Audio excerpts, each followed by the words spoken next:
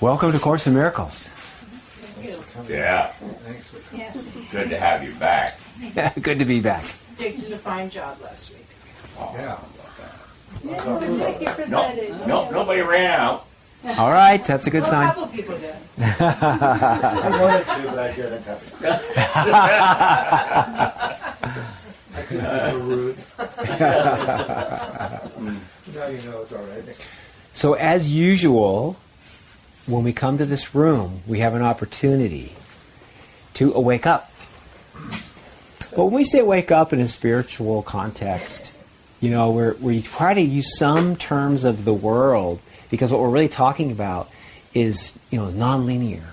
It's not of the world. The kind of things that we're taught. We use all these English words and all these things in this book. But what we're really looking at is something that really can't be spoken.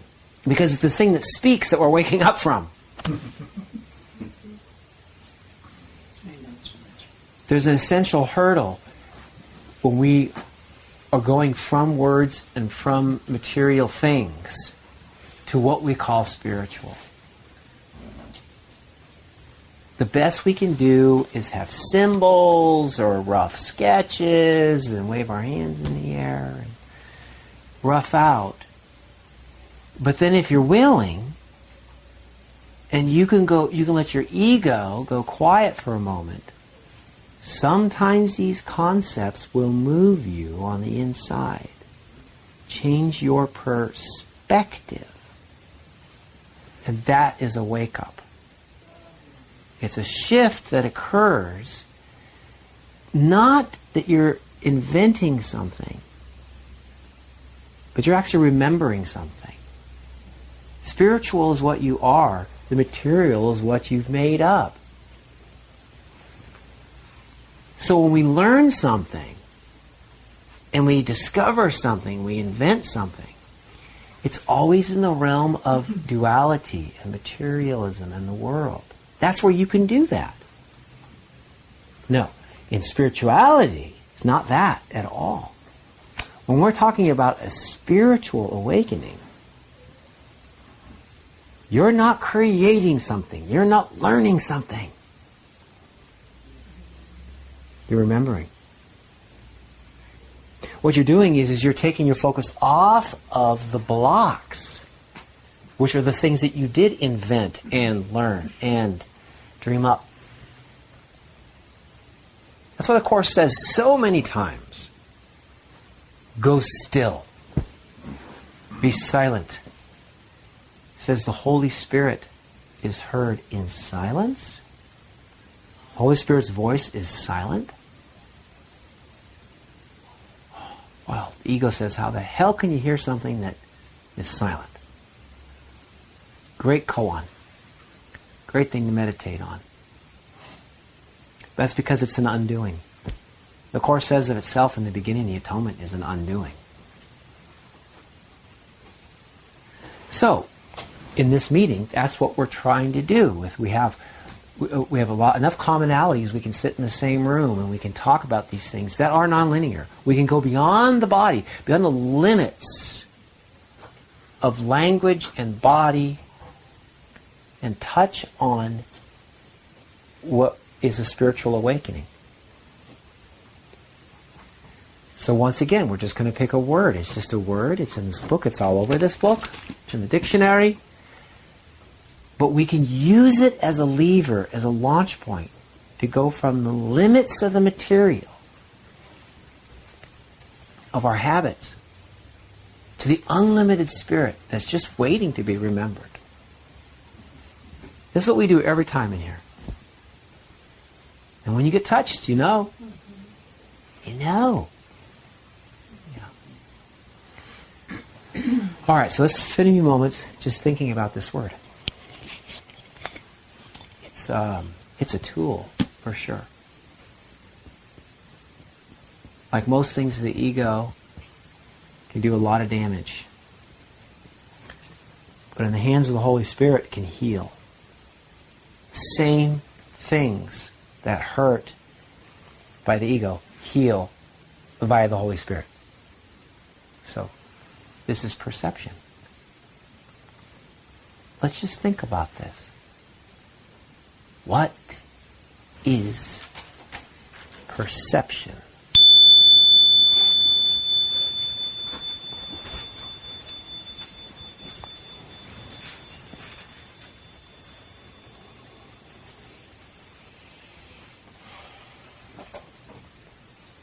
What does it mean to perceive?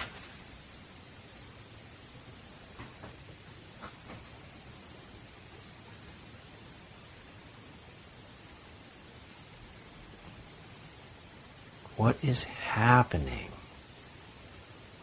when you perceive?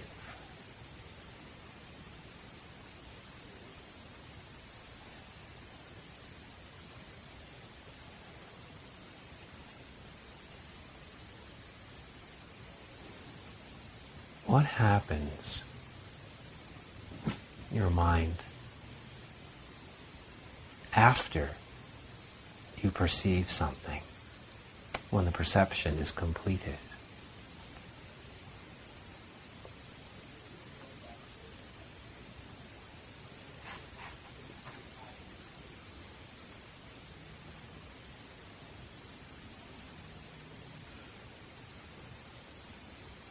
Do you need to perceive the same thing again? And what is that like?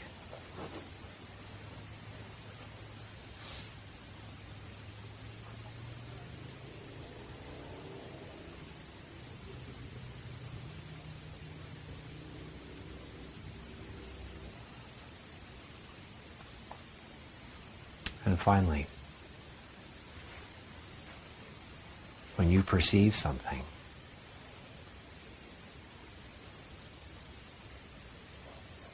do you expect others to do exactly the same as you?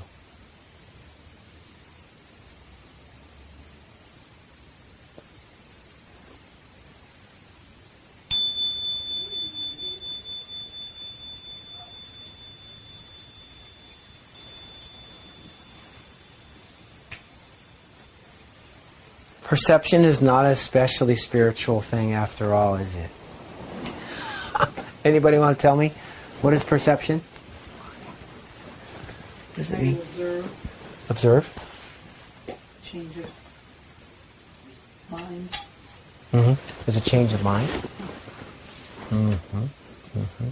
Perception is a thing that you have to rethink. We think and therefore we perceive thereafter. We don't think in consciousness. You can't perceive in practical mind, read the book. We don't perceive. God does not perceive. Mm-hmm. We do hear for some Mm-hmm. Perceive with our eyes. Oh, we use our eyes? And our ego makes assumptions or judgments about what we're seeing, or we can Verbal noise.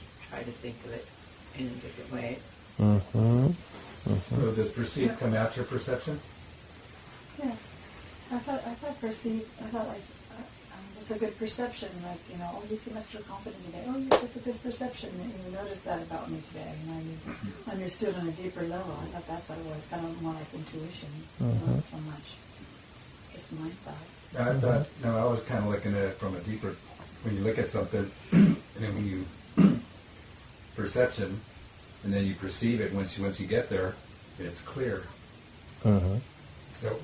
So you mean that the body perceives and the mind does a perception pass? That we were trying to make a distinction here? It's very perceptive of you.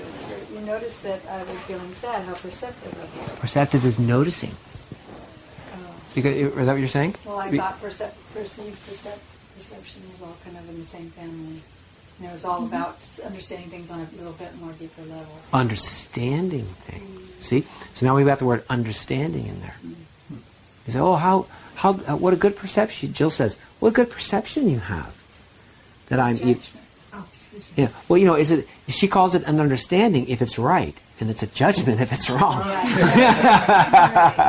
It's like, are you judging me for just having a bad, being a little quiet? You have a problem with that? Versus, you could be grateful. Yeah. It's usually based on on your past. How you perceive something is based on Your filters. your previous experiences with that thing you're looking at.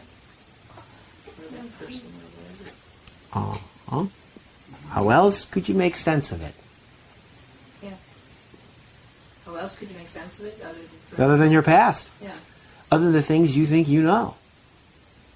The things you've seen before. Yeah, uh-huh.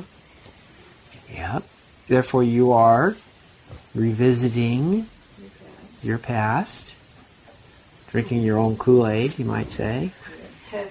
Rehearsing. Noise. Verbal noise. Mm-hmm. Verbal noise. Doesn't stand to hold anything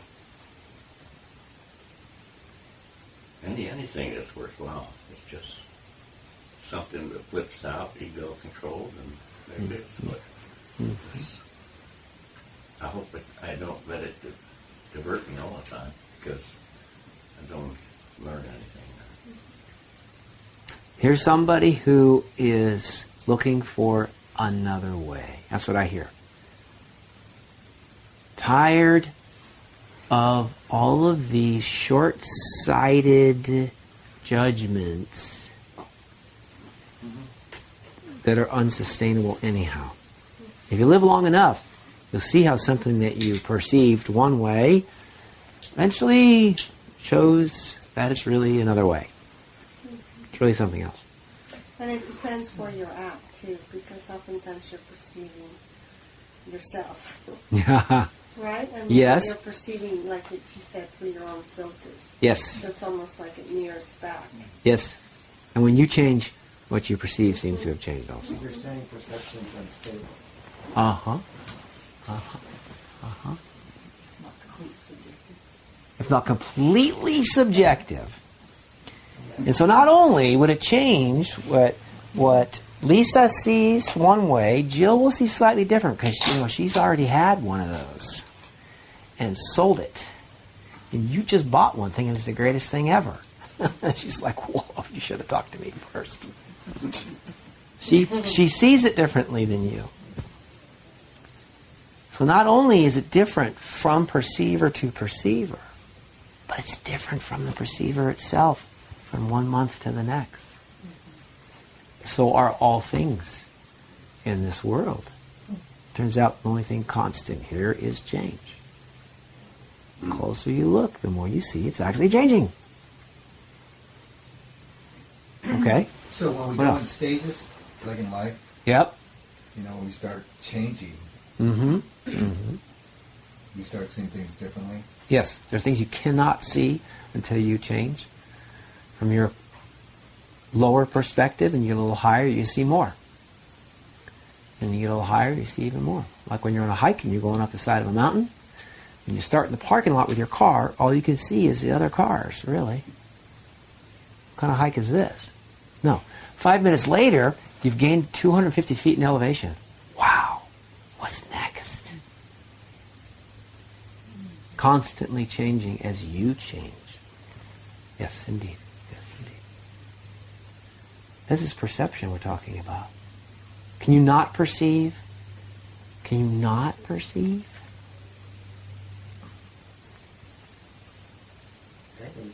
What would that be like?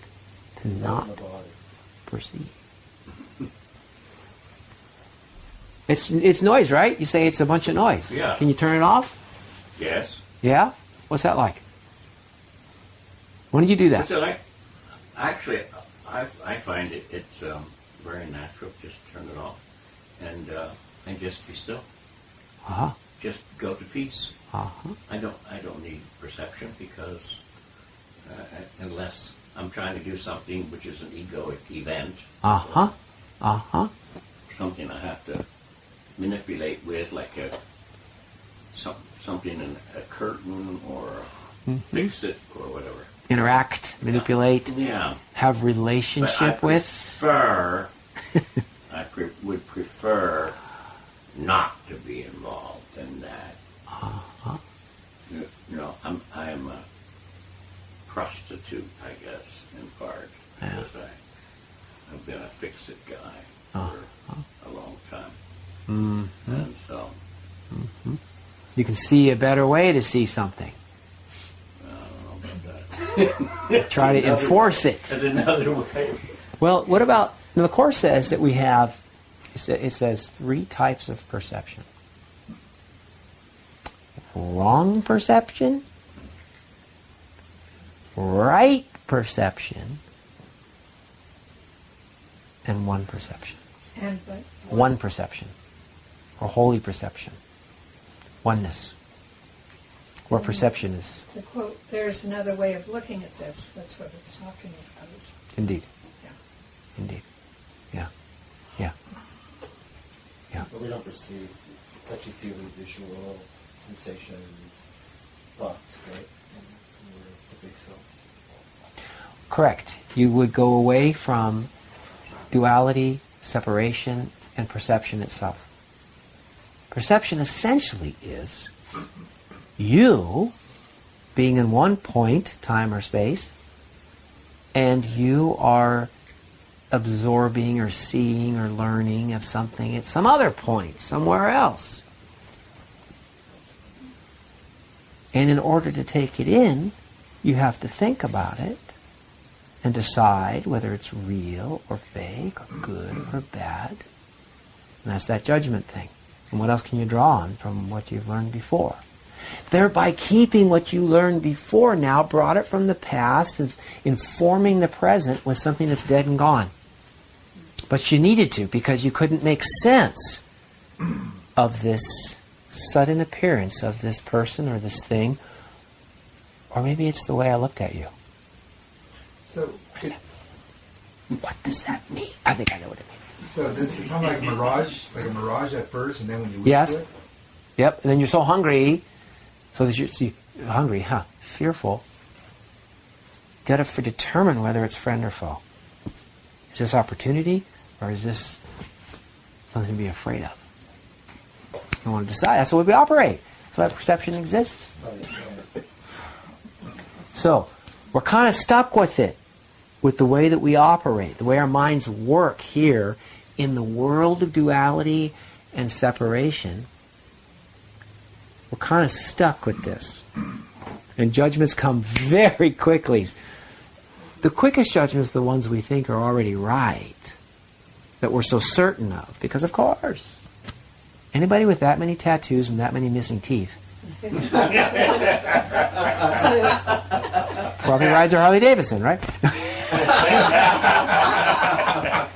Or whatever it is. You see, just, of course, you say. You say, I know. I know. I know. No, you're just picking on me. Yeah. My perception is he's picking on me. Yeah.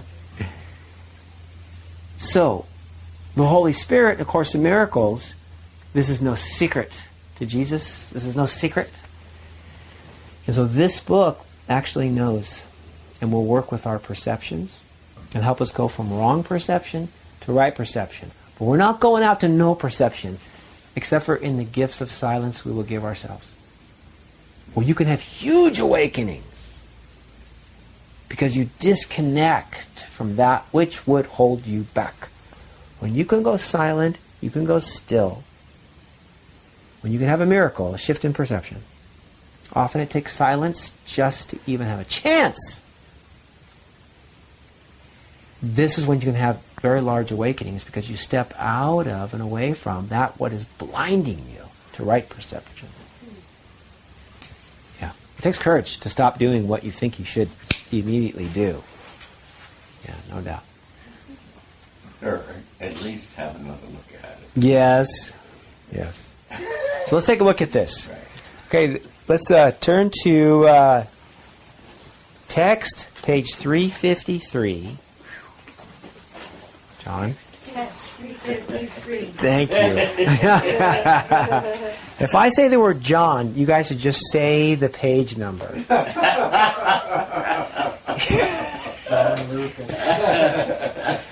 This is chapter 17, section 2, and it is paragraph 4, please. And Lisa, whenever you're ready, we want to begin for us. Okay. 353. The stars will disappear in light, and the sun that opened up the world to beauty will vanish. Perception will be meaningless when it has been perfected, for everything that has been used for learning will have no function. Nothing will ever change, no shifts nor shadings, no differences, no variations that made the perception possible will still occur. The perception of the real world will be so short that you will barely have time to thank God for it. For God will take the last step swiftly when you have reached the real world and have been made ready for Him. Whoa. The stars will disappear in light. Cool. And the sun that opened up the world to beauty, that wonderful sun we've been relying on, will vanish. Disappear. Will vanish. Vanish. Yes. So you imagine the stars? No. You only see the stars because there's black around them. And at that point, the contrast is what you're relying on there to perceive the stars. But in unity, when light, spiritual light, that the Course is leading us to, is finally allowed through a real silence now. Now this is a silence more than we've ever imagined here. Now these contrasts, and the contrasts disappear, and the full potential of light appears. You see, the selective light is very limited in order to have contrast. We have to limit the light in order to have a shadow. You get the dark line by putting something in front of the light, and then you get a shadow. And this is how we made up the entire world of differences. We're blocking the light. And we say, we've made something by blocking the light. And we've imposed limits that are very small and smaller and smaller. And so what the Course is talking about here is a very, very far-reaching concept. So perception will be meaningless when perception has been perfected, which is redundant with the first sentence. In other words, when you really see, perfectly perceive something or understand it, or some of the words we used, we had understand. We had I think were you using understand? She was understand. And we had recognize from everything else that you know, and you perceive it and you know it. When you have perfect perception, you'll no longer be using contrast or shadows to determine something's there. No, it's a knowing. It's a knowing. It's very different from a perceiving. Perceiving is something that enters that wasn't there before. Knowing is already there. When you recognize your kids, or something you really know well. And you can't perceive it. Right. That's right. Because it's a knowing. That's right. So what are you saying is the knowing? The knowing is when you are completely present and connected with what it is you were perceiving. This is eventually what happens. Like I was leading us down a little path in the meditation is first you perceive something, you say, what's that? Oh, it's a post. Is it plastic? Oh, no, it's wood. The post is getting simpler and simpler the more I look at it. Now I come in this room next week and, oh yeah, I didn't recognize a post last week, but now it's obviously a post. And now 3 weeks later, I walk right by that thing. I might even put my hand on it without even looking at it. And I know exactly where it is. It's right there in the middle. So my knowledge, my knowing, my comfort zone with the post is diminishing the difference, the perception requirement that the post even has. It's making it safe. It's making it safe. Very good. Yes, safe and simple and small and known, reliable. Yes, all these things. When you take that to its end point, where you completely have the post mapped perfectly, then the existence of the post is no longer something that will come into you, it will come out of you. Because you know it so well. And this is the way that everything ends. This is the way everything ends. All the separation ends. Because you understand the connection now. In fact, the post is really connected to the building, which is connected to the door, right?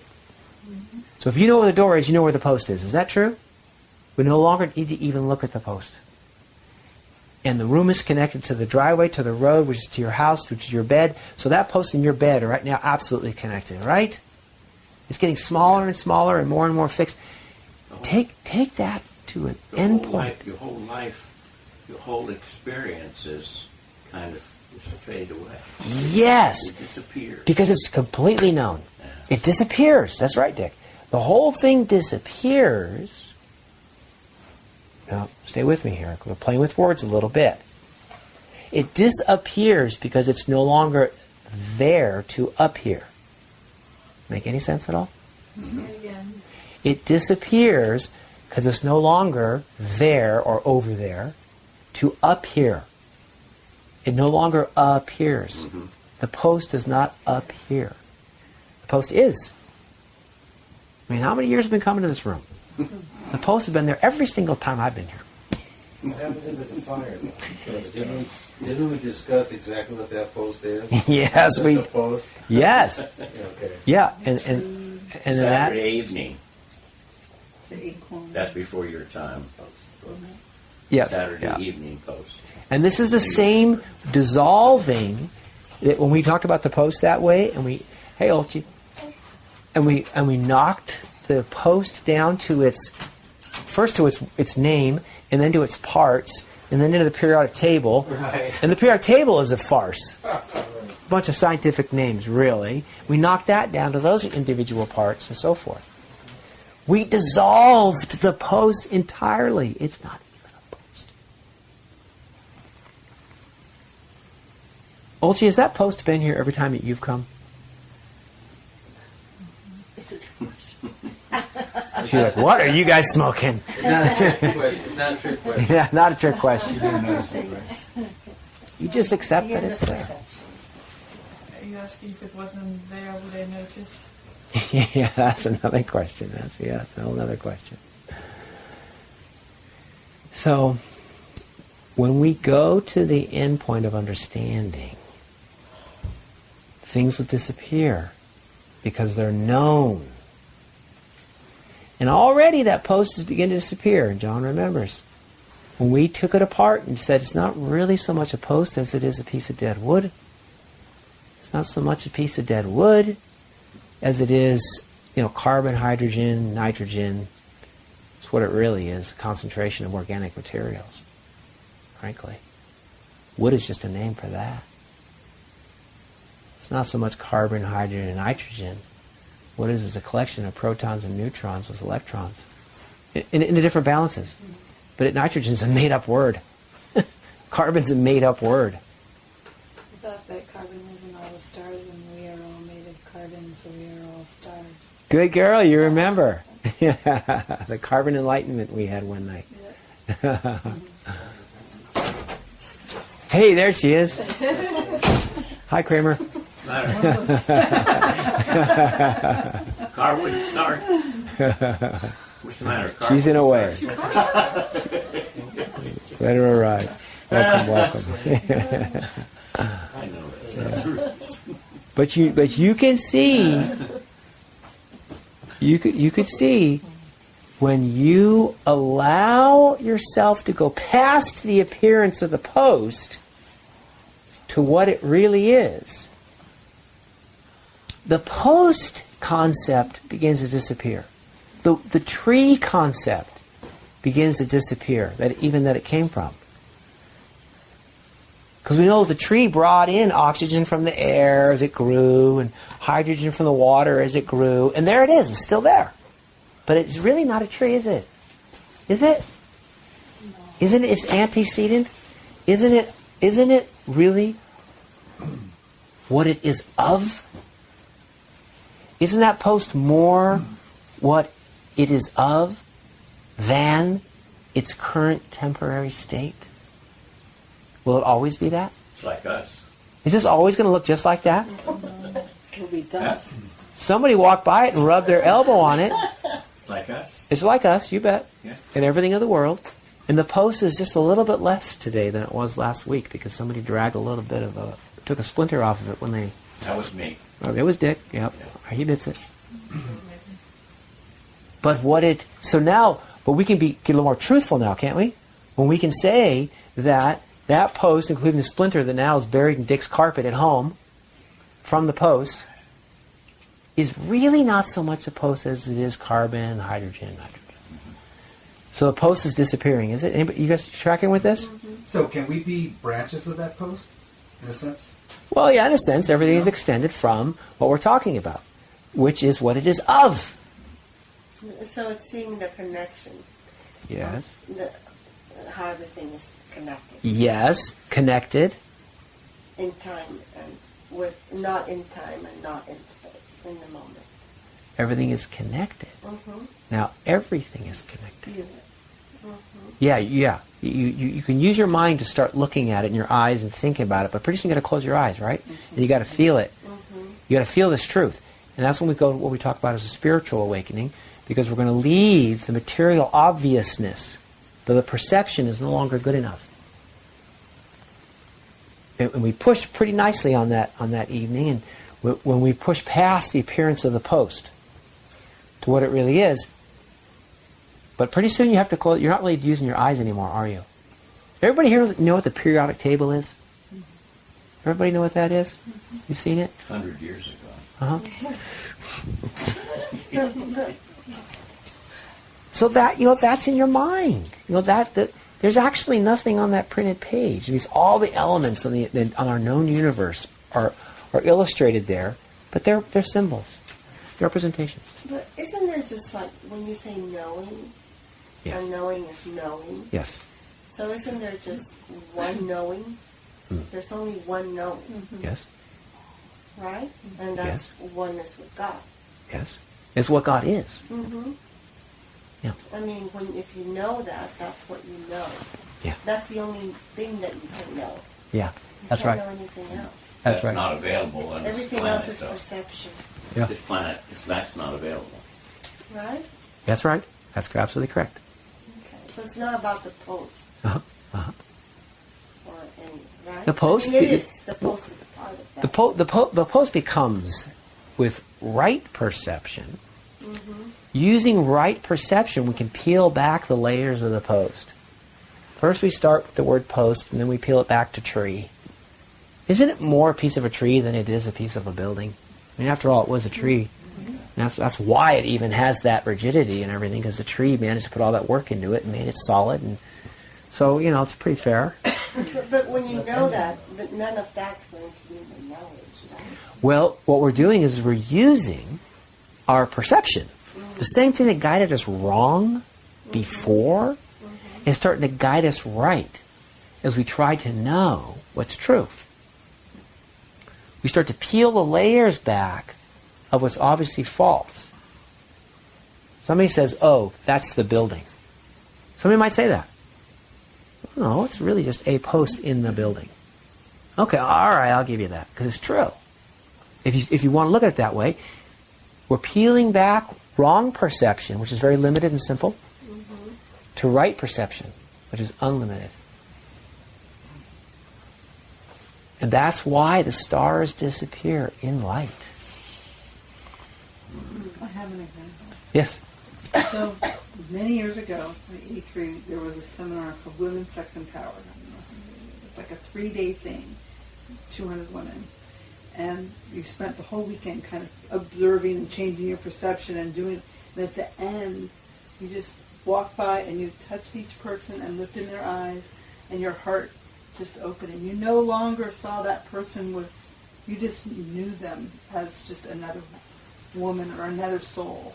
And it was just very heart-opening, and I think that's, when you say knowing, that was the feeling that came up for me. Yes.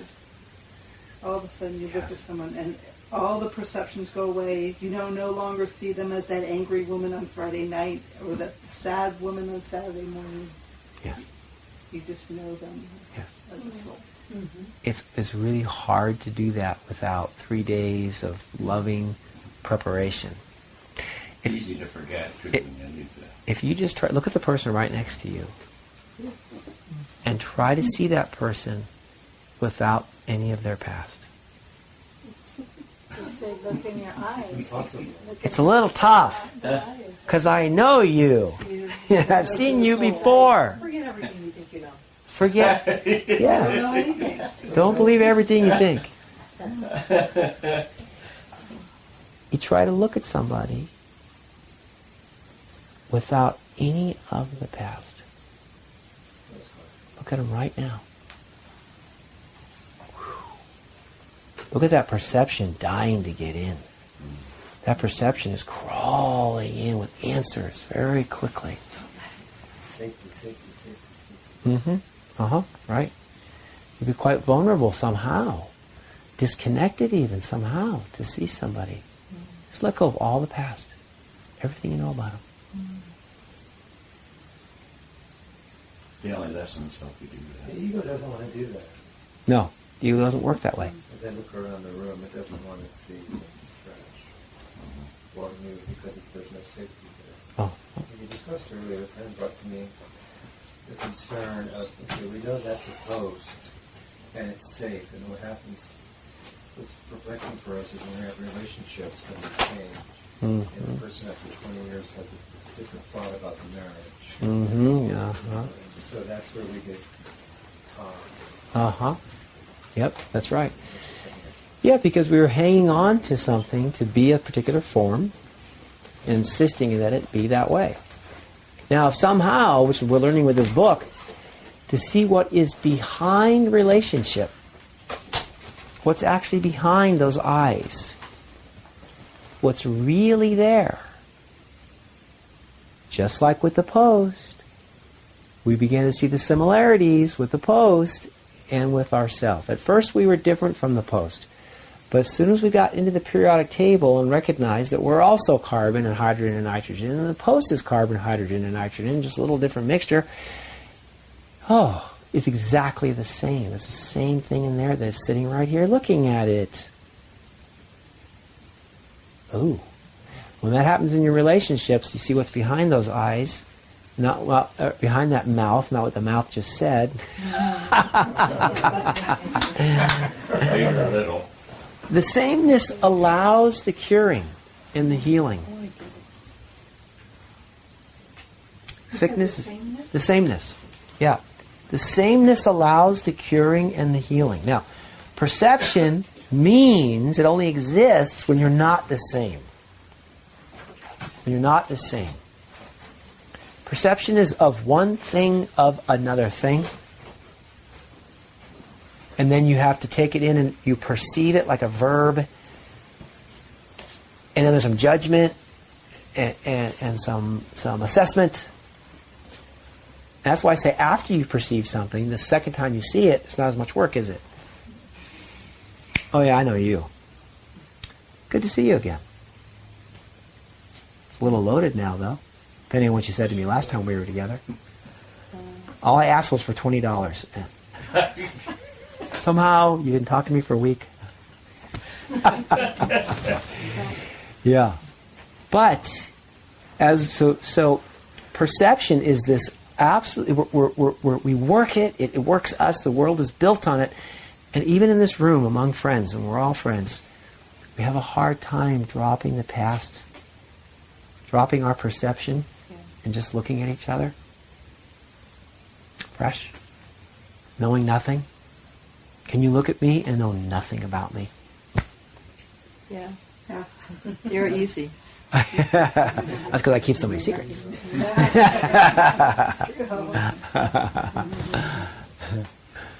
So perception really is quite critical. So now this book knows that you use perception on a, I was going to say daily, then I said, we better say hourly. No, better say momentary. No, I better say all the time. It's a defense. It is like breathing. You perceive more than you breathe. So what we're going to do now is we're going to go from wrong perception to right perception, which is still perception. You're still using the same old mechanism that got you in so much trouble. So let's just go to 1%. Well, that would be nice, wouldn't it? That would be nice. We start to hint at that in this paragraph, but it's not the curriculum. We bring too much fear, he says. Freak you out. But you know, the way we've treated this post, we've stripped away layer by layer what we think it is. Is everybody here a little more comfortable that post isn't really a part? You know, tree is a shortcut. Post is a shortcut. Tree is a little less of a shortcut. How about a person? Yeah, think about all the dynamics of what a person is. If you could peel back the layers that are blocking you from seeing that person to what they really are, they're more what they're of than they are what they appear to be. They're not what they say. They're not what they say. They're what they're of. That's a little closer to truth. Now, it's not the truth. It's just better perception, okay? We're moving in the right direction. Peeling back the blocks. Yeah, because the other side of that coin is the person's not... Part of, I mean, I know it's true, yeah. But if we're a little bit denying what was really feeling, Mm-hmm. but I try to correct my mind and tell myself the truth. Mm-hmm. You gotta try. You gotta do your workbook lesson of the day, because whatever problem you're dealing with, the workbook of the lesson of the day is there for you to heal it. Whatever it is. Mm-hmm. There's 365 of them, so I don't even care which one it is. You know, I think it's 351 comes to mind in this kind of situation, which is my sinful... I'm just giving you the lesson title, that's all. Yeah.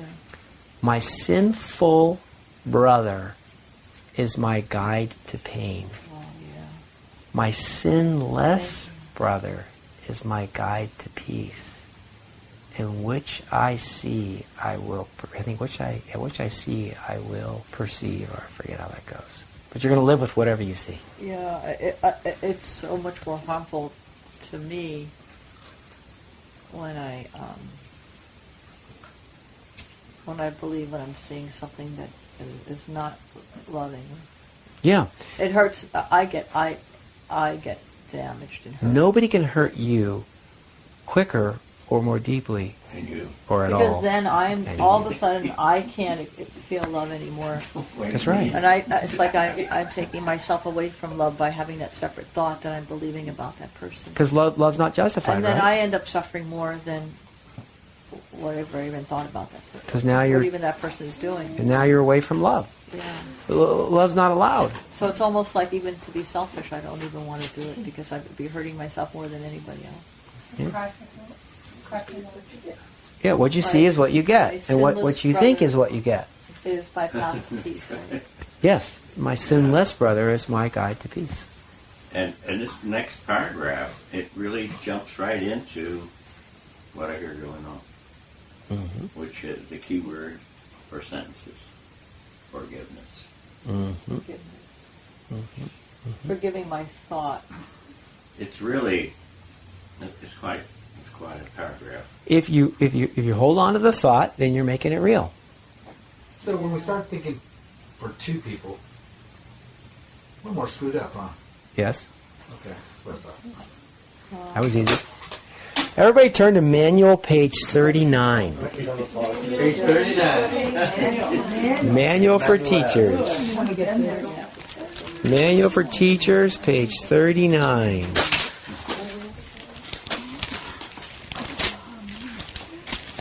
This is section. Is this right? No, it's page 36. Correction. Manual for teachers, page 36. Section 14. But keep your finger on the other page. Yeah. So this is kind of the course visits these concepts we're talking about over and over and over again. So let's just read one of the places where it does it again. So let's Carol, would you begin? We'll just read a paragraph each. How will the world end? Can what has no beginning really end? The world will end in illusion, as it began. Yet will its ending be an illusion of mercy. The illusion of forgiveness, complete, excluding no one, limitless in gentleness, will cover it, hiding all evil, concealing all sin, and ending guilt forever. Did you guys hear the needle go across the record when she read that sentence? The illusion of forgiveness? Here we are in the back of the book, okay? So hold on now. Keep your seatbelt on. We're at the back of the book. Right. And he has dissolved even the idea of forgiveness. The illusionary. Even the idea that forgiveness is some big, heavy thing that you got to do. Yeah. Well, that's an illusion too. Mm-hmm. Because forgiveness is dealing with illusions, and it's just seeing through them. You're undoing a Michael. misperception. Isn't it to forget the illusions Sure. Yeah. of the ego? Yes. Completely? Without sacrifice. That's the key. See, most people forget with sacrifice, and then it comes back. Because Yeah. that's the gentlest part.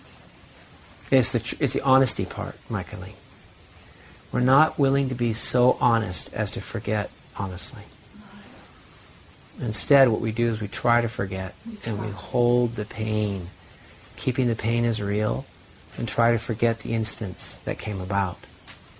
But by holding on to that pain, we hold the only problem and the burden. The thing itself was nothing. It was the pain that made it appear to be something, or even a burden at all. Wow. It's not honest. Forgetting is not honest until there's been a miracle, a shift in perception. If it's a generic thing, all right, it's not identified, Mm-hmm. no finger pointing, Mm-hmm. no evaluation. It is simply a forgiveness of what you've been about since you started this bout, Mm-hmm. and you want it to terminate. Mm-hmm. You no longer see value in its previous perception. If you see value in the way you saw it before, you'll continue to see it that way. Yeah. You think that's right perception. That's the ego's definition. Yes. It's not the true. It's not the truth. It's not the truth. That's The right. truth is we got to get way to the back of the book. Yeah, but this, yeah. Well, yeah, so this is potent stuff. Let's continue. Okay. So ends the world that guilt had made, for now it has no purpose and is gone. The father of illusions is the belief they have a purpose, that they serve a need or gratify a want. Perceived as purposeless, they are no longer seen. Their usefulness is recognized and they are gone. Mm-hmm. How, but in this way, are all illusions ended? They have been brought to truth, and truth saw them not. It merely overlooked the meaningless.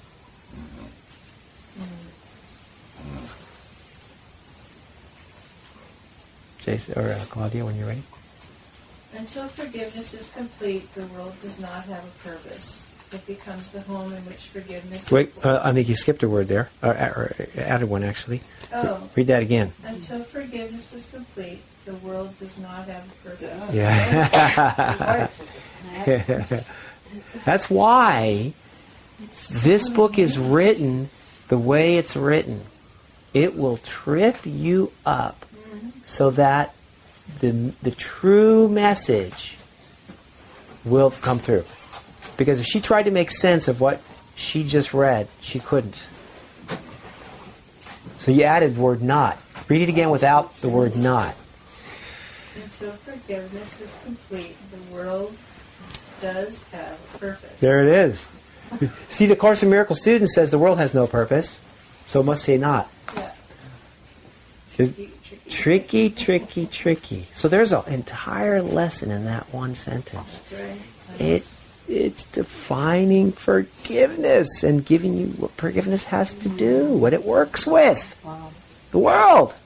Can we then not, can't we just go ahead and pop out of lesson 55 or something about forgiveness, and arrive later on where there is no forgiveness. Oh, There's yeah. a lot of instruction in between, okay, to tell us to do this and do that, and perhaps that's just like going to school. Yep. You know, we have to learn gradually. Yep. Gradually, because that's the kind and graceful way. Yes. You can learn things suddenly the hard way with some tears and bruises, and you get it. This is the gentle way, but it's also quite fast. It's urgent. Yep. I just had a flashback when I very first started the course years ago. Like the teacher at the time said, it doesn't have to hurt. Mm-hmm. And that was so hard to get. And it's still hard to get that. Nice. It doesn't have to hurt. Yes. Yes. Yeah. Yes. Doesn't have to hurt. Yeah. Yeah. Especially because as we discussed earlier tonight, the biggest breakthroughs, the fastest learning advances you can make are done in silence, That's right. stillness. Did you know that pain only occurs in motion? Yeah, and fear. Oh. Fear? Fear Pain. connected. You know that? Tell me about that. Pain only occurs. It only occurs in motion. Right. Tell me more Yes. about that. You're saying. Well, because pain and fear is a perception. It is a changing state that hurts.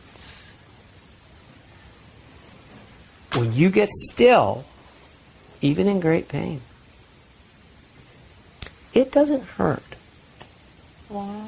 You do not suffer. And I've done this in You meditation. mean when you're not talking or not thinking? you're just Still. When I had that poison, all I could do was just, if I moved at all, it would scratch. Yep. And it's a Oh, yeah. just stayed right still and didn't move. Uh-huh. I could. Yeah. So, That's right. That's exactly how it is. what's the priority with pain? Would it be So to don't talk and go don't after think. the pain? Okay. Or Don't move. do what? Don't move. Yeah, don't move. Or stay no motion. See, it's not that you would have to stay still forever. What you need to do is wake up in stillness, and then you can move about all you want, and just remember what you learned in stillness. Yeah. It changes your perspective of everything. Yeah, I do that a little bit. I can realize I get up from the chair and I say, I have no fear at all. I'm going to feel exactly balanced and everything. I walk across the floor and I'd swear I was 25 and not the age I am. Mhm. And I say, well, go to hell. I walked all the way across there and I didn't have any pain at all. Yeah. Because I had no fear. Uh-huh. I already realized that I can do it. Yes. The book says I can do it. Yes. I can do it. Yes. So young. Why can't I do it all the time? I don't know. It is not necessary to do it all the time, Dick. That's a fallacy. That you have to somehow ascend and transcend in a body and be able to levitate, no longer eat, and don't wear your jacket anymore, because that's just pretending you're cold, isn't it? Exactly. It's not necessary. However, it's quite beneficial to be able to defeat these things for just an instant. All it takes. I've done this many times in my life. You know, 'cause I work with tools and I climb trees and Tall trees. 175 feet up. I built an elevator beside of a tree, and so sometimes things happen, Wow. and you get some pretty good spooks. Or cutting underneath a vehicle, cutting off the muffler pipe. It's red hot and falls on my chest, Oh, and it's got that's why you have no hair. it's burned it right up. Yeah, on my truck, got 'em. And I'm cutting this thing. I didn't realize that the hanger, the exhaust hanger, had already rusted out. I was expecting it to stay right there after I made the cut. No, the whole thing fell on my chest Oh, that's like lava. with the weight of the muffler. It's like hot lava. Hot, red hot. 3,000 degrees. Did you flinch? No, I didn't. Men. You couldn't flinch very much because you're right. You can't No, move I much. see fainted. Oh my God. But when these things happen, because I was doing my lessons that day, and it was one of those ones where you're doing them, I forget which one it was, but every 6 minutes? It's 10 times an hour, he says. That's every 6 minutes. But I set my timer for 6 minutes, and all day, every 6 minutes, beep, beep, beep, beep, beep, I can escape the world I see by giving up attack thoughts. Attack thoughts. Or all thoughts are images I have made. Whatever, I forget, whatever lesson it was. There's 365 of them. They're all golden. But anyway, that one was fresh in my mind every 6 minutes. And then, boom, bang, this thing came on my chest. And I was so enraptured in self-empowerment. My mind was so present with that I actually make up everything I experience. That pipe hit me, and I just moved enough so it didn't burn me. I was watching the red end. My heart rate didn't increase. I didn't yell or scream. Wow. And this is a very dangerous situation. Harmful. And I probably got some injury. I got some burn rate. But the beauty of it is that really I was present. I did not feel the pain. There was no pain and there was no suffering. Yes, indeed, my body was traumatized. Yeah. But there wasn't pain and suffering, see? It only because my mind was present. It's really up to... So yeah, pain is a verb. It happens. It's a thing of motion. It happens because you're anticipating. Oh God, I hope it doesn't get worse. Not this again. This shouldn't have happened. All these things are the real suffering. Is actually the worst. Pain itself is quite inconsequential. It's the suffering that surrounds the pain. Yeah. Where does suffering come from? Mind. The mind, not the body. Oh yeah. Oh yeah. No. You put it there. You are the one who is suffering. Layers of it. Yeah, layers of it. Trained. Yeah. He says innocent. I'm only suffering because, this is terrible. It could be worse. There's a way to... I'm learning a way to avoid... I'm not saying I can always avoid that kind of thing. Yeah. But when I start out to do a little project or whatever, and it's like following instructions. Aren't there more options? There are more. There are options. Yes. Go take a nap. Yeah, that's a good one. But Yeah. you know what I'm saying? Yes. It's not such an ego-bound Yes. thing of you got to do it. Okay, I don't care what it is. Well, listen to the rest of this paragraph because it starts to unwind even some of that. Oh. But please continue. Okay, until forgiveness is complete, the world does have a purpose. It becomes the home in which forgiveness is born and where it grows and becomes stronger and more all-embracing. Here is it nourished, for here it is needed.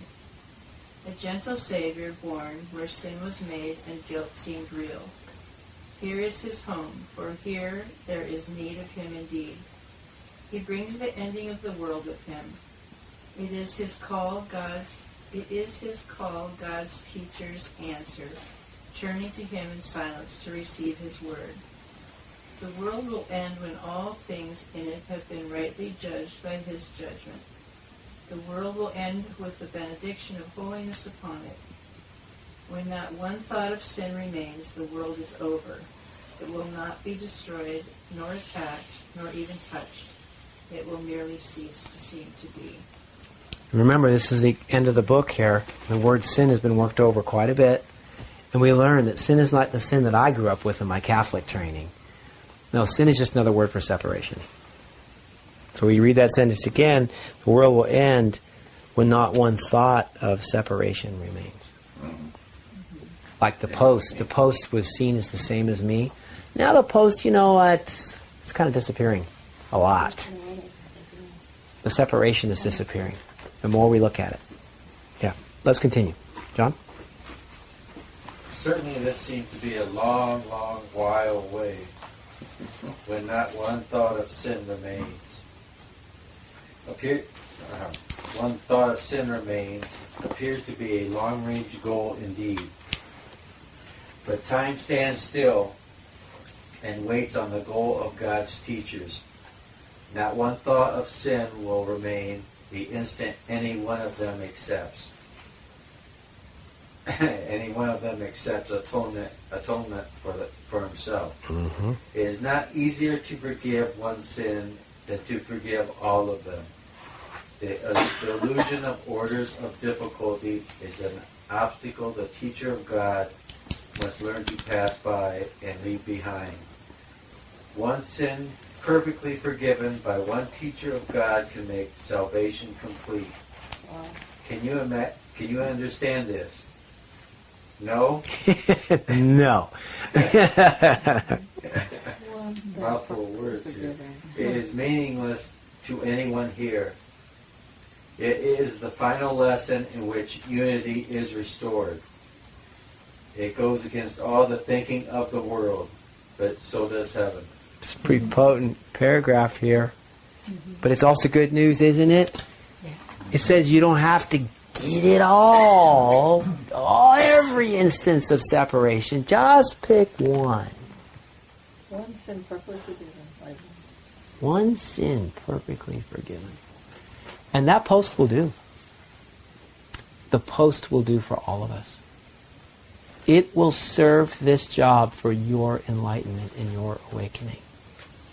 You don't have to also do it with your ex-husband or your ex-wife or every other post in every other building ever built. No, that one object that we all perceive, as we pull back the layers to see what it really is, everything else goes with it. Because we know that the same attention and forgiveness that we would apply to that post being a post, we dissolved it away to being really not quite a post, could be applied to anything and everything else. Whether it's a nuclear power plant or a politician. Which is worse? Or another post. The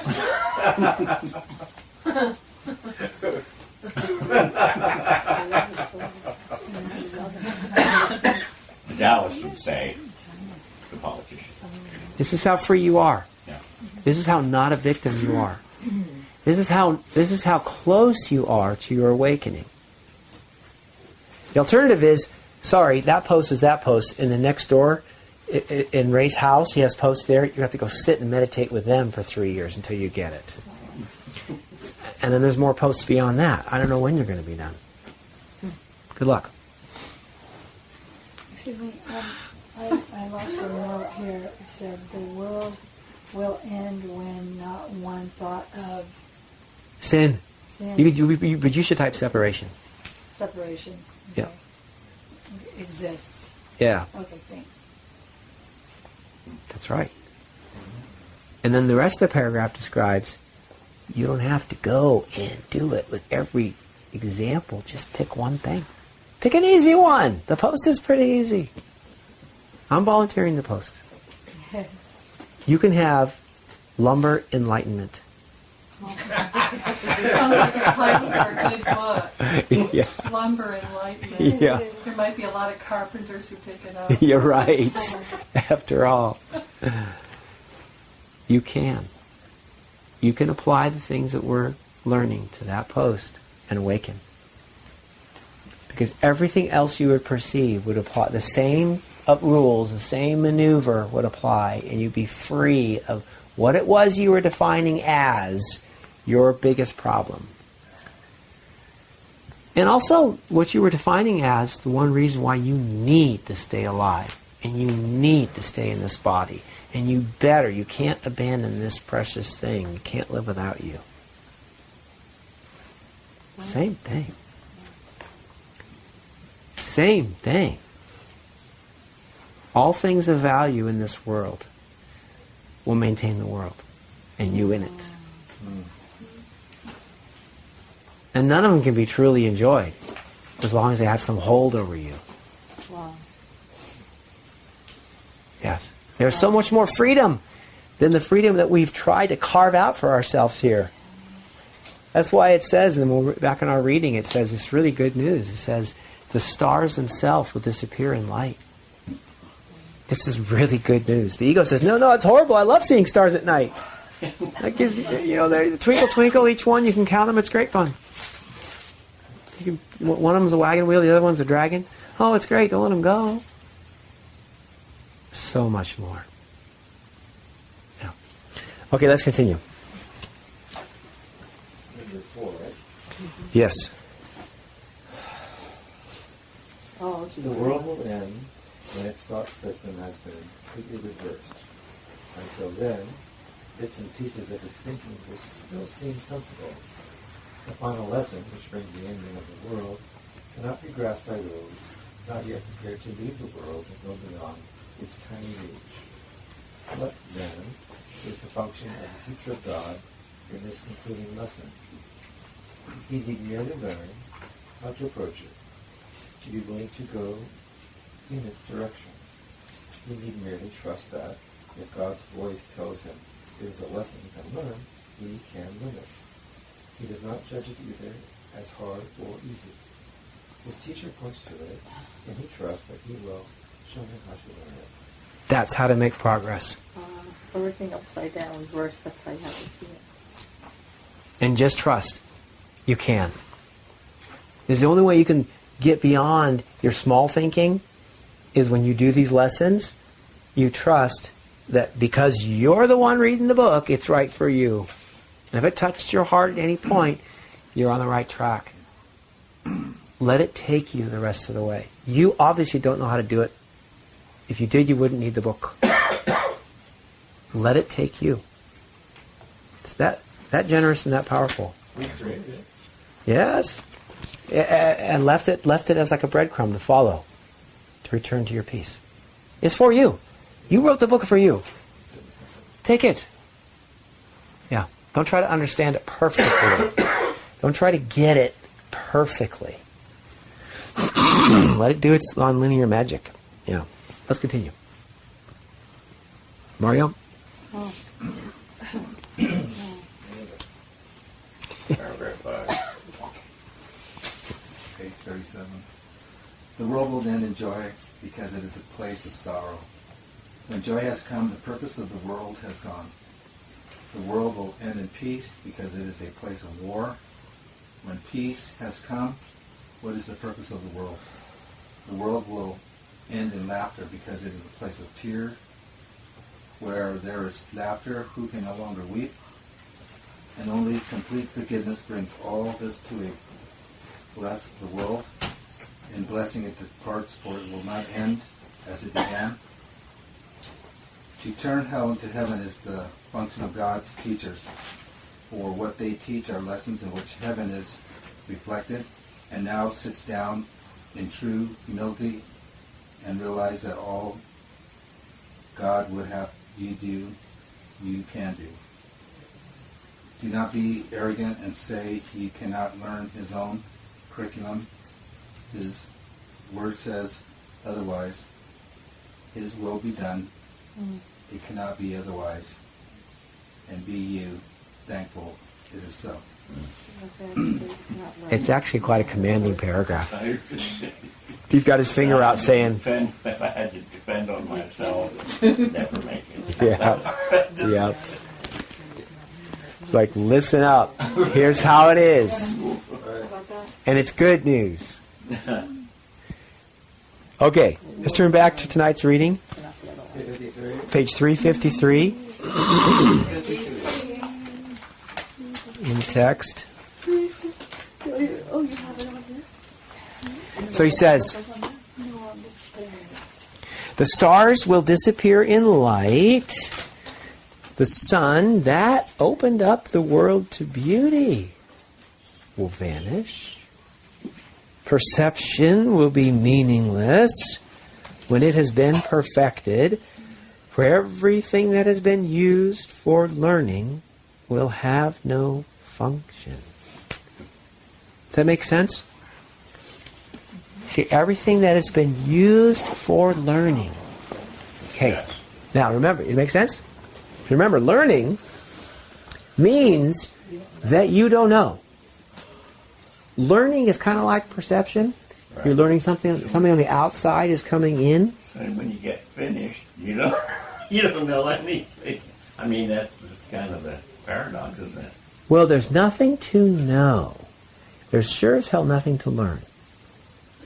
Where you're going. Where you're here, that's why he says, can you understand this? He answers for you. No. No. You can't understand oneness.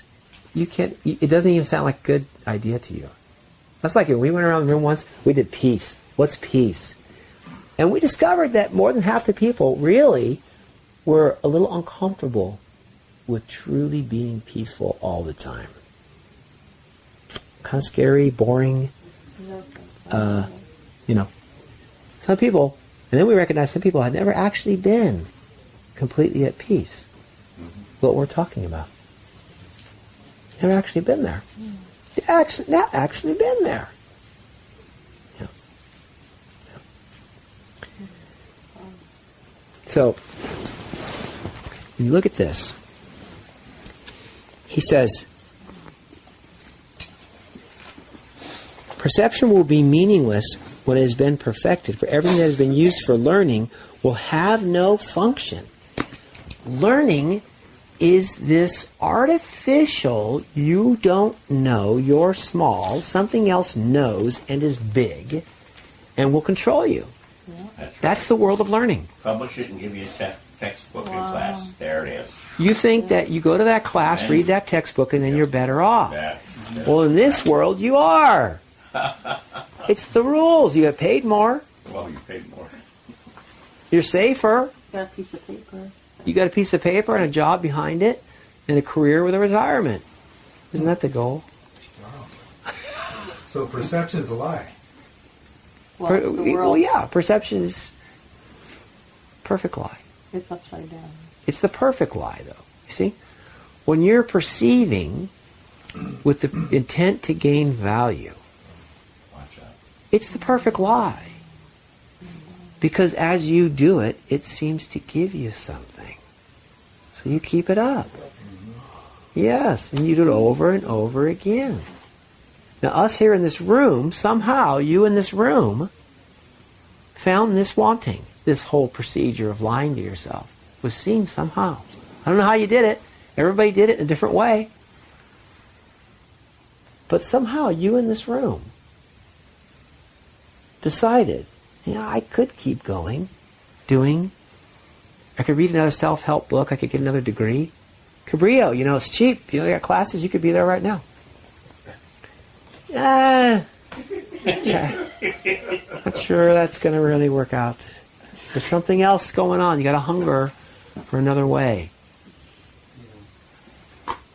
That's why this can touch your heart. When it can say that all the means for perception, all the means for learning will have an end. Because what you really are now we're blowing out spiritual now, we're going way up. What you really are has nothing to learn. The true you has nothing to learn. The false you has everything to learn. And oh God, are you late?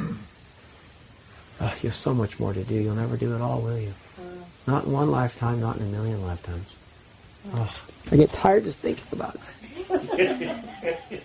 Right? I want to play piano. I want to be a good chef. I want to travel to every other place I haven't already been. I want to have tea.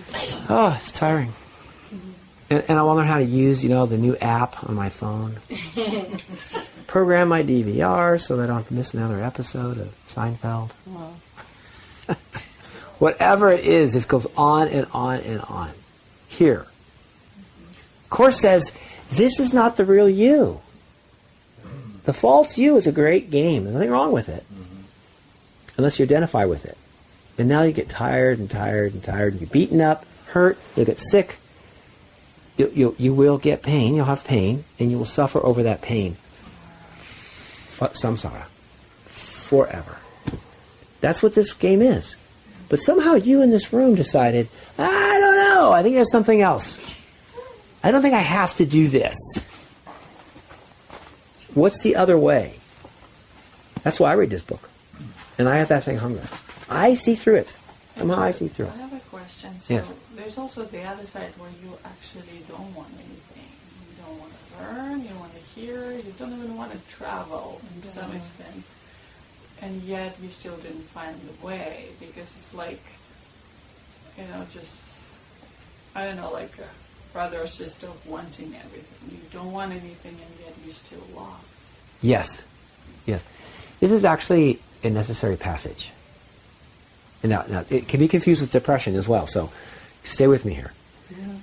This is what we call, in the best light, in the worst light, it's just withdrawal, depression, and apathy, and it will go away because you'll get hungry at some point or upset, you know, and it will go away for all the wrong reasons.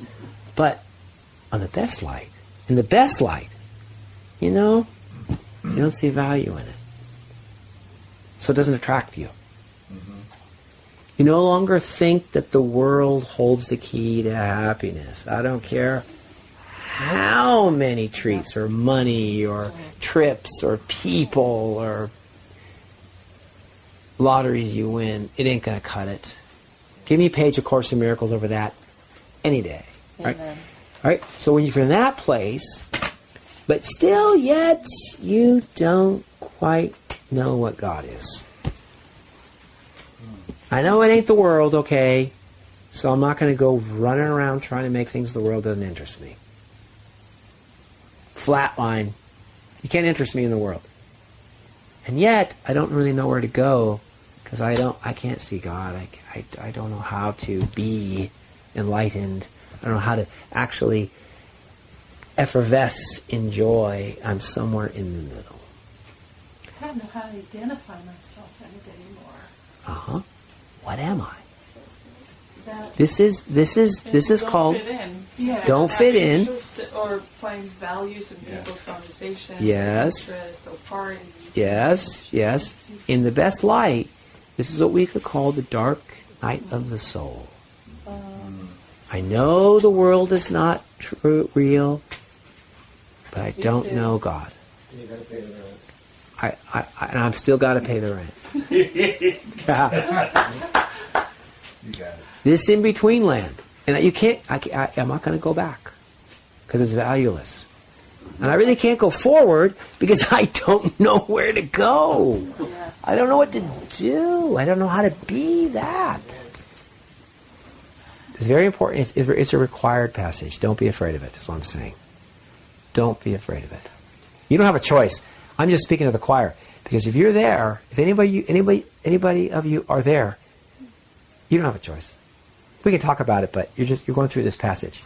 It's like going through the desert, and you know you're exactly halfway, and you recognize, Turn around and go back or do I go back?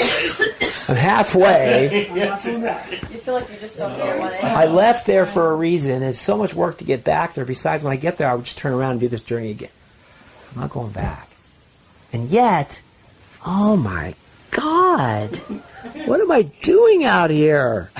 It's dry. There's no plants. There's no cable TV. There's no cell service. What am I doing out here? So what I'm saying is you're stuck, see? Because you're in it. When you're in that desert,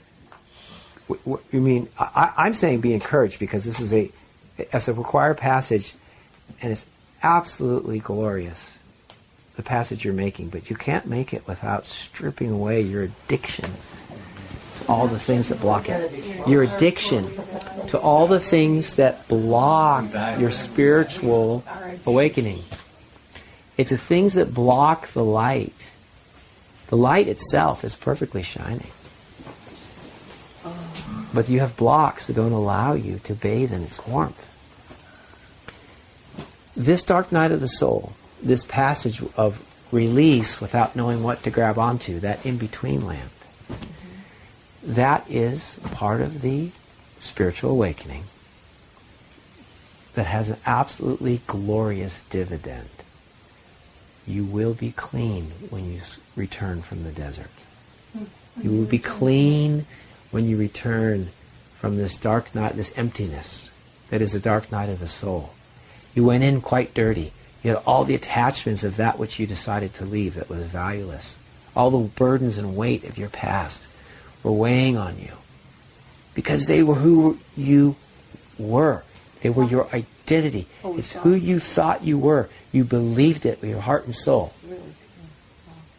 You have to let that down. You have to let that go. You have to release the identity that weighs on you and makes you feel like you're a victim, that thinks for you, feels for you, essentially makes you forced to be a certain way that you say, oh, I'd rather not, but it's how I feel. That has to be released in order for you to be clean, in order for you to awaken. This stuff that's why you have to distance yourself from it. In your mind now, you don't have to go in any deserts. Although some people do. Some people do. They put on a robe. Walk the El Camino. Yeah, you go up the El Camino in Spain and you go sit in a cave for 20 years in Vipassana. Or up on the mountain as a monk. It works, if you got the right intent, you can do it. It can work. But it's better to be in the world and do it. And then Some people get forced. They commit a crime and go to jail. And you get enlightenment. How's that? Go to jail. We talked about that. But we're out of jail. Plenty of time to sit around. Yeah, without distractions. Navel gazing. Uh-huh. But that's being in the desert. Or you can just get in this place where you're living your everyday life and you're no longer drawn into these distractions. It's the same thing. Whether they're taken away from you or you no longer pick them up, it's the same thing. Embrace it. Don't be afraid of it. And say, I'm doing it. I'm crossing the desert. I'm crossing the desert. That bridge. Can I tell you about the Fakawi Indians? American Indians, about these big bluffs, and they would go as a group. And the way they got their name is the chief would take them up to a very high point, and he would look out and say, "Where the fuck are we?"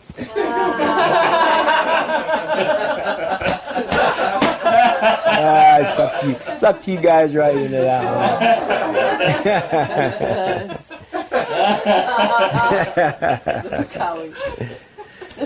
All right, that's an homage to my dad. What do women say? Turn to page. I shifted perception, you're supposed to say. All right, page 353. Paragraph 4.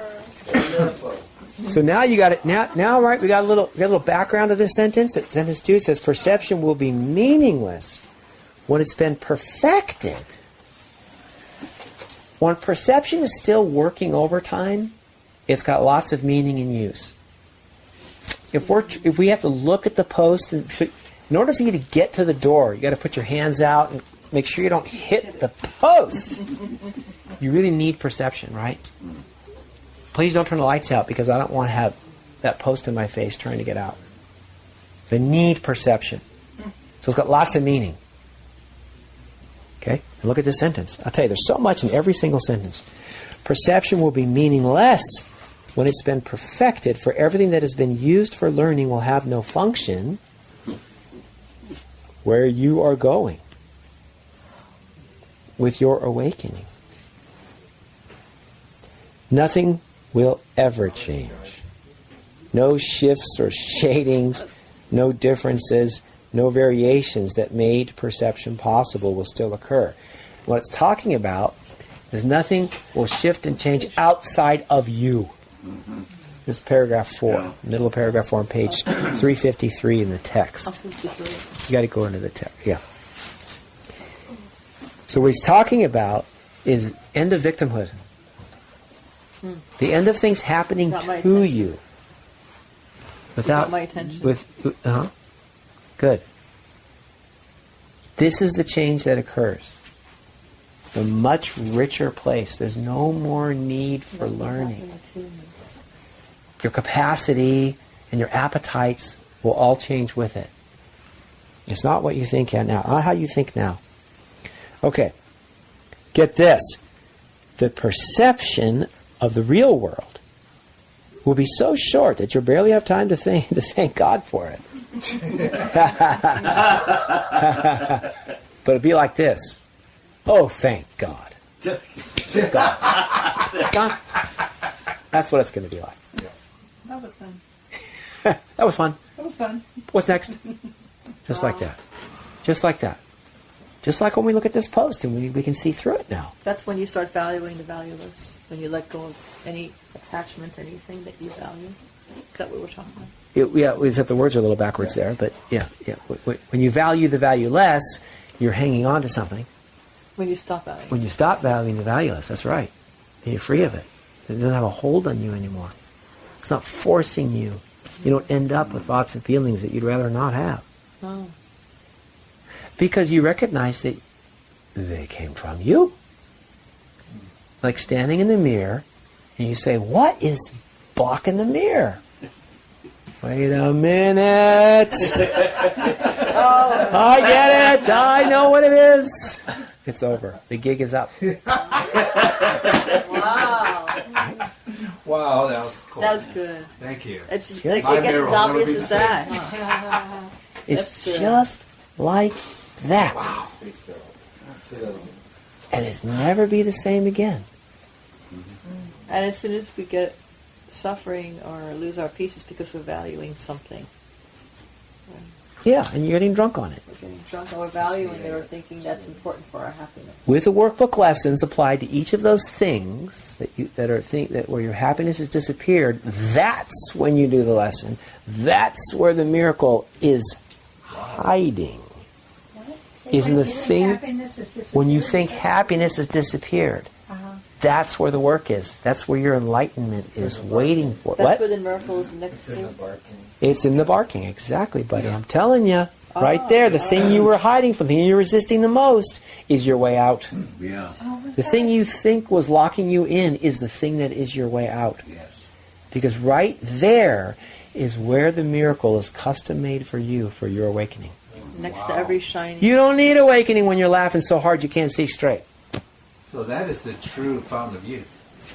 Yeah. We found Right there. Yeah, No, I'm serious. yeah. I'm serious. Well, we're done. that's right. Well, you can dream that. Yeah. Well, that's next to every shiny miracle. There's In shining silence, silence next behind every instant of grievance or pain or sorrow, in shining silence is the miracle. Well, that's right. So it's right next to it. Whatever is causing my pain or my suffering, the miracle is right next to it. Why is that? Why does that make? How does that make? Does it make any sense? Because it's my attachment to what I think is going to deliver me happiness. That when I change that thought, right next to it is the healed perception. Right? It's my way out of it. Is not being attached to what I think. You need to switch it. It's important to me to be I don't happy. get it. I don't feel joy like I used to. Yeah. I Yes. used to be, that's what I'm getting, the feedback I'm getting from people close to me is that my joy, I'm not like You're this laughing. joyous and stuff is, Well, I have been for a long time. Yes. We're in the middle of the desert. that's right. And You're in the middle of the desert. you're in the middle of the desert, You're on the right track. and I'll tell you, you really come. I think you're fun. I think I know you. Give her a bottle of wine, she'll be fine. You know what? That's why. Yeah. I know exactly what you're saying. I've been doing it for about a year going, why am I not joyous like I used to be? What? Is this cook really effing me up or what? Oh, I'll tell I you. can't even say that. Well, Yeah, I'll tell you. You know, and I'm not an alcoholic. However, I have some very close friends who've taken this journey, and I've learned a lot by going to meetings with them, and so I can't speak with the same gravitas as somebody who's really been through this. But I've seen the railroad trip. I've seen them go from the. They are the life of the party. Yeah. Now, when they're at the party. But after the party and before the party, they are miserable. But they're with drinking, and they get drunk, and they, for a while, all this energy and this, wow, they're so fun to be with and everything. But then when they get home, and they run out of booze, and it's very, very difficult, and there's lies, and there's anger, and there's all sorts of ugliness that surrounds that. But the people say, oh, they're so happy. But, what was surrounding that happiness was a whole bunch of thorns. And they cut very sharp, and you forget that. You forget It wasn't sustaining. that joy, that joy you had was a small J. That's not. It's not the joy in here. Oh, It's not the that's a good freedom reminder. we're talking about in It was here. like this. That's a huge payback. It went like this, up and So down. you look at the smile on your Unsustainable. face, and there's a different kind of joy. Yes. So are we buying into the marketing of the world? Is that what's happening? Yeah. I mean, that's the way it goes. Yep. That's the way You know, ego goes. So, That's the way ego goes. okay. Yeah. I recognize that too in my journey, of course, in miracles. Is I don't have the highs. You know, these huge highs I used to have, but I don't have the deep lows anymore either. And I'll be glad. I'm glad I'm done with those. And now, things that invite me to the high highs, I kind of pass. I pass. I don't even need them. I kind of. How do you don't know how to respond either? Huh? What do you mean pass? Yes, probably is. What do you What's say? this past stuff? A lot of good stuff comes with age. Ulchi says it's just aging. He says she says I spent 20 years reading the book, and and it's just aging has mellowed me out. Can you listen to the noises We're getting around here? wise. You're not even a party going. No, I That may just be the joking, case. but I see people, my age and older, and they're craving those other things. Yeah. And they're craving to go on this trip, and they're craving, can't wait to. And there's a million expectations and then disappointments on and over. I don't even want to get a new iPhone. What's up? I don't Yeah. iPhone. Yeah. That's un-American. iPhone. You couldn't give me one. So Andrew, pay what the do rent, you mean pay when the you rent. say you don't want those now? Because there's like taking a drug. And it's just a tease, it's unsustainable, it's a bunch of effort, and it distracts me from the things that are really valuable to me. It's adrenaline But high. what does? I'm trying to understand what you're... Running out and getting a Playboy model for a girlfriend for a while. Or a faster car. Like these new cars today Or German are so fast. And Mercedes. it's so much. I used to pursue getting a really fast car because it's really fun for guys Get to. us over the bridge faster. Yeah, that's right. You bet. Get that bridge done with. Yes. Yes. Corvette out. Drive in that car. Yeah. Well, really, Well, they give you highs, they give you lows. You're like this with I wanting and think- valuing them. there's a realization of where you are, okay? Versus possibly you can get an idea of where you may be going, because in part you have something really great, all right, where you are, and you want to expand on it. True? I don't mean drugs. You know, it's different for everybody, but that's right. Yeah. That's exactly right. And I find that right where I am, The present. and for me, what gets for me better than, going out and seeing the new movie, the greatest movie. Everybody says you got to see it. It'll come. I love, you know me, I love movies. They are so fun. They're so fun. You know what? I can wait. I'd rather take 1 minute at home in silence on my cushion. On your what? My cushion, sitting. Yeah. For me now. Yeah. With all the preparation we've done here, and all this and the thing, oh my God, when I will take a few moments just to sit, And wonderful, wonderful things happen that I keep for the rest of my life. yes. That movie will last for 2 hours, would be great, and I can tell you about it. But I could sit in silence for a few moments with the kind of preparation we have here. Yeah. Oh, the Holy Spirit's just waiting there to whisper some more things in my ear. Not only That No. is what I really want to do. not That has value. not only that, but not having an idea of really what you want to do, what you like, what you don't like, at a particular time. Just stay open to it, right? Mm-hmm. Just be still Yes. and be surprised. Yes. Something comes up, just like last night, 2 o'clock in the morning. So I said, okay, just open a blue book. Mm-hmm. Yeah. Oh, I opened the blue book, That's a car book. and I am under no laws but God's. Beautiful. Okay? And I start to read that, and I can't imagine that I could do anything that would make me feel better than do that, than read that. Yeah. what you're saying. I'm going my third Huh? week now of lesson 45. Yeah. God is the mind with which I think, and I just can't get off that lesson. It is delivering every time it's so rich. There'll be a sentence in it, and I'll just stop, and I'll look at that sentence and sit with it. I can do a 5-minute meditation Oh, yeah. Yeah. every day, and it's not a very big long lesson, but I get a whole new awakening out of that. So I'm staying with it.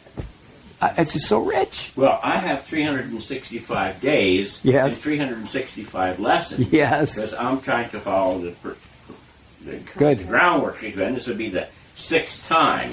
But Good. this time, I've really gotten my butt into it more than I had before. It's different than the last time. Really. It's about different than the time. last time. Yeah. Yeah. But, yeah. You know, and I think I read something last week to the gang here about what we really depend on operating in this here world, okay? What do these things really, what do they do for us, okay? And it starts out with me, perfect pills, okay? Yeah, it says pills. Then the next thing you know, it says, We talk about well, here, the no, same wait, by now, love of here, God. this is what goes on with me a whole hell of a lot, all right? I'm talking about something, I don't know what the hell page this is open to, and it is open to 50, and it says, your faith is placed in the most trivial and insane symbols. Pills. Now, what was I had no idea it was up to this page. Okay? And so I said, then the next one's money. Next one, protective clothing. Influence. Prestige. Being liked. Knowing the right people. And an endless list of forms of nothingness that you endow with magical powers. Now, I don't know about you all, but when I read this, I stop cold in my tracks and I just go into stillness somewhere, and it's wonderful. But this just takes this entire system and jerks it upside down and backwards and pushes it in the Pacific Ocean or somewhere. No. Which you'll only do if somehow you can say the old way isn't working. Yeah. That the world is not I think enough. we could all here say that, otherwise we wouldn't come. And what he's reading is lesson 50. It's called I'm Sustained by the Yeah. Love of God. It's a God. wonderful lesson. It's a real pick-me-up. It's a Dick real... did a wonderful lesson on Definitely that. a when real you were gone. pick-me-up. It was absolutely wonderful. Good, that good. was great. Yeah, I read that. That was a real purpose. Good, good. Yeah. But, Now look, there's one more sentence. We're about 3 more minutes. I'll just take you through the last sentence of this paragraph. I'm moving my marker now for next week. I got a paragraph. Okay. He says, the perception of the real world will be so short that you'll barely have time to thank God for it. Oh, thank God for it. Because you saw right past it, right? For God will take the last step swiftly when you have reached the real world and have been made ready for God. yeah. So you remember, You avoid the him. see that sentence, God will take the step swiftly? We need to do nothing. When you learn to decode these words, you shouldn't be picturing some guy's going to come in and grab you by the hair and say, let's go. That's not how God works, right? As you awaken, you are recognizing with right perception God. As you will see correctly. See, you got wrong perception, You got right perception. And then you got one perception. God is one perception. All the differences dissolve. Remember the post is dissolving as we knock it down to what it really is? So that happens with absolutely everything. You still have everything, all the potential.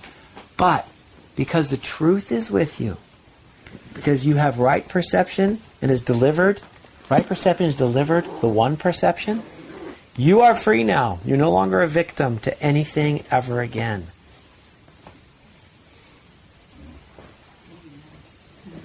That's how it is. That's the good news. It disappears instantly because you see through it. You're no longer a victim. There's nothing that is out of your control. Doesn't mean you can't go and make a whole new world in your next thought. But you'll be doing it with a healed mind. The unhealed mind is a victim, and it's problems galore. It's just not free. It's just not happy. So thank you. Good grief. Good job. Suffering can only happen in motion. Yeah. Not emotion, but motion. Yeah, in motion. It's a verb. It's a verb. When you go still, you will not suffer. Verb is moving, right? So in the midst of something that sounds like suffering from... Go still. Before we begin our meditation of release the meeting, look around you at all the support you have. Look at the other people who cross this desert with you. How lucky is Jason to be so close to the holy post? The holy You post. guys want to be on the inside of that one? You want to be nailed to it? Wouldn't be the first time. I mean, just look around you. You're not alone. Yeah, look at us all here. Have courage, have faith. Just one love, peace. Don't hesitate to move forward. And everybody around you will go with you, side by side. You're crossing the desert, but you're not alone. And now take a deep breath. Not alone. Perception has always been your choice. It's up to you. Yeah. You will receive exactly what you give. How you see something is how you see it. Give yourself the gift now of choosing to see through things and seeing the similarities they have with you rather than the differences. Patience will be born. Sharing will be born. Yeah. Tolerance will be born. Gentleness will be born on yourself as well as that which you perceive. Much better way to live. See the sameness. Amen. Amen. See the sameness and not the difference. I gotta stay. I gotta keep coming to this class because I went a few. Straight a little bit, huh? Well, my thoughts, man. Don't underestimate the ego. I know.